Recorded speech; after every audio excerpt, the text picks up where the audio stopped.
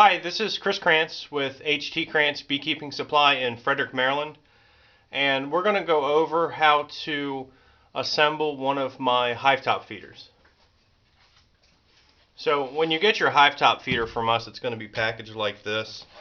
It'll be shrink wrapped with all the parts in it, and on one of the outside edges it's going to show what it is and the grading. Here it'll say feeder, and this is a select feeder. Okay, so we're going to take the wrapping off of this. And the first thing we want to do is identify all the parts and make sure that they're here. First thing is 2 flat bottom pieces. Then we're going to have 2 pieces that are outside pieces that are going to have 2 grooves cut out in them, and then 1 groove down each end. And this is the front and the back pieces. They will have dados in them and grooves down each end. 2 floats, put those to the side, and these are the 2 inside pieces that we're going to start off with. So the front and the back, we're going to put that to the side. We're going to grab our 2 side pieces. We're going to take the first one. We're going to put a good amount of glue in this. Now, don't glue all the way up to the top here because these pieces don't go up that high. Most important part of putting this together is the proper placement of the internal 2 pieces. And you'll notice the grooves in them. And the grooves should always face away from each other, because basically we're creating a recess around each side, and that's where the flat pieces will go into. So pay attention to this part. Make sure that the 2 grooves are facing away. Once they are, then what you can do, you look to see which way the groove is, and then you do the same on this side, but just go ahead and slide the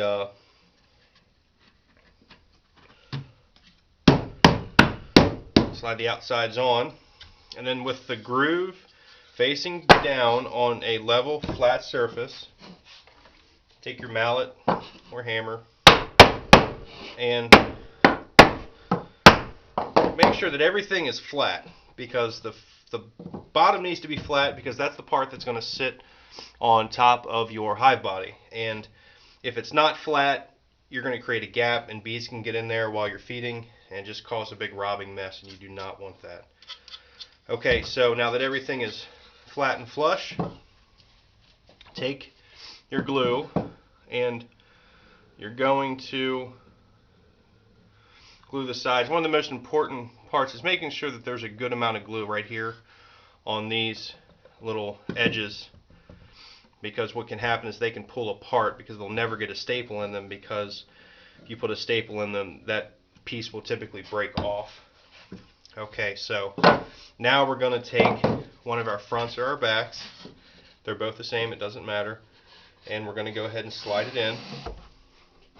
Again, make sure we're on the flat surface, everything's nice and level. And then we're going to take our nailer, making sure that everything is tight in here. We're going to put 3 nails, staples, screws, whichever you use, in there. Now we're going to go to the other side. We're going to do the same thing. We're going to make sure that everything is together tight. 3 staple screws or nails is plenty on this. It'll hold it together with the glue. And I mean, there's people with feeders like this that are, running on 10, 12 years, so you definitely get some good use out of them. Okay, so now we got the glue on there. We're remembering to make sure we put a little bit of extra glue here on this bottom piece. Makes your table a little messy, but it's better than replacing a feeder sooner than you need to. So, alright, wipe off any of the excess glue. Alright, so we're going to go ahead and put our 3 staples in, making sure that it's flat on the surface.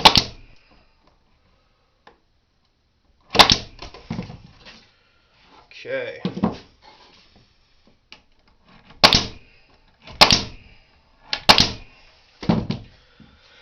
Alright, so now the next part is we're going to make sure we put our 2 staples in here from the side pieces that everything is together. Okay, so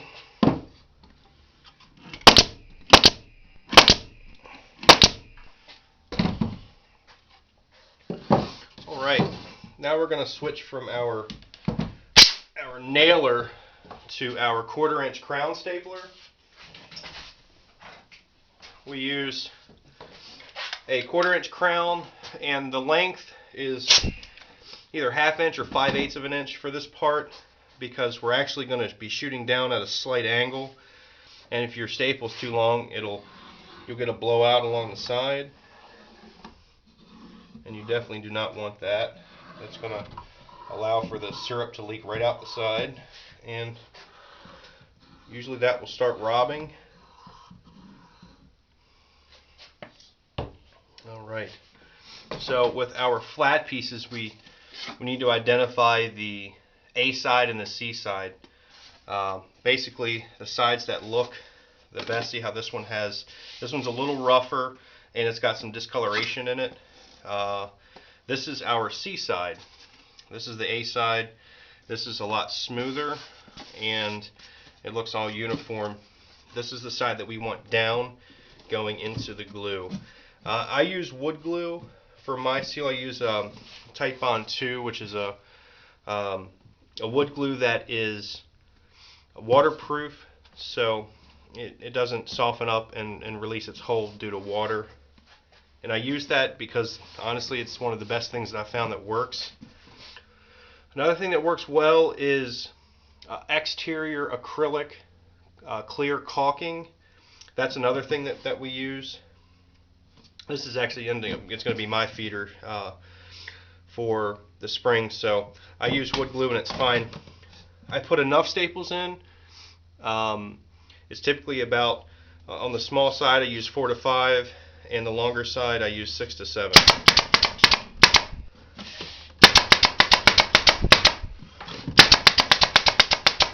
And remember, slight angle in.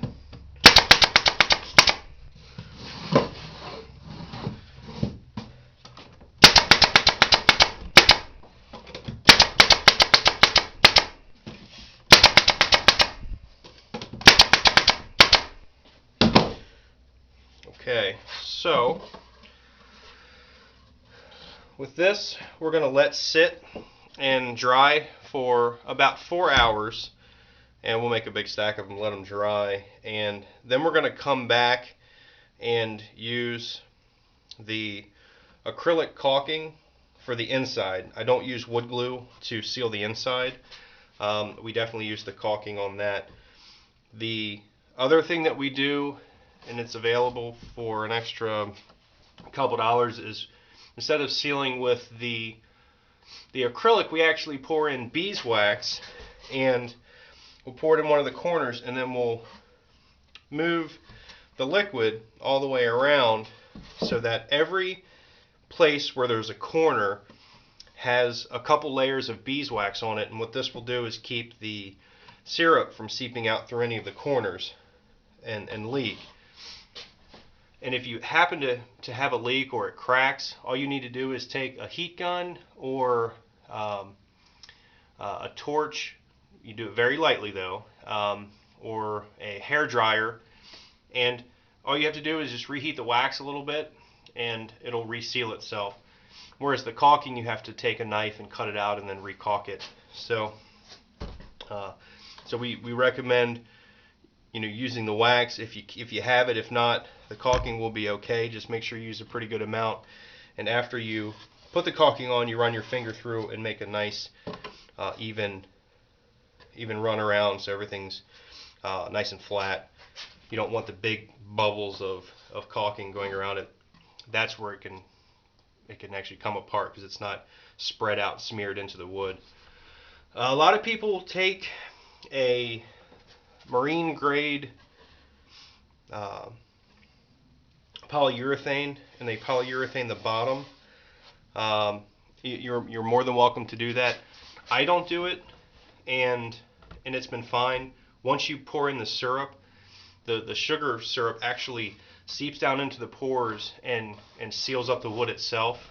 It's pretty neat how it works. I have feeders that are many years old, and as long as you don't leave them out in the rain and then it collects water and it just sits there for days on end, weeks on end, you'll be fine. If you're feeding, basically what you're doing is putting this on the hive. You're putting in the syrup, and the bees are taking it down, and it actually will dry out, and then the next day you're putting some in.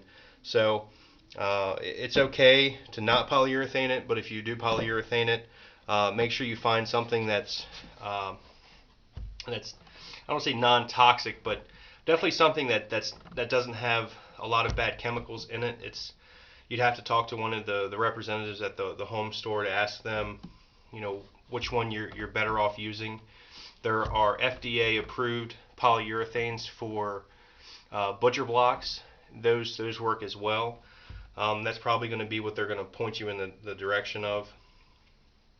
So, well, that's going to conclude our video. If you have any questions or comments, you can visit us online at www.htkbsupply.com.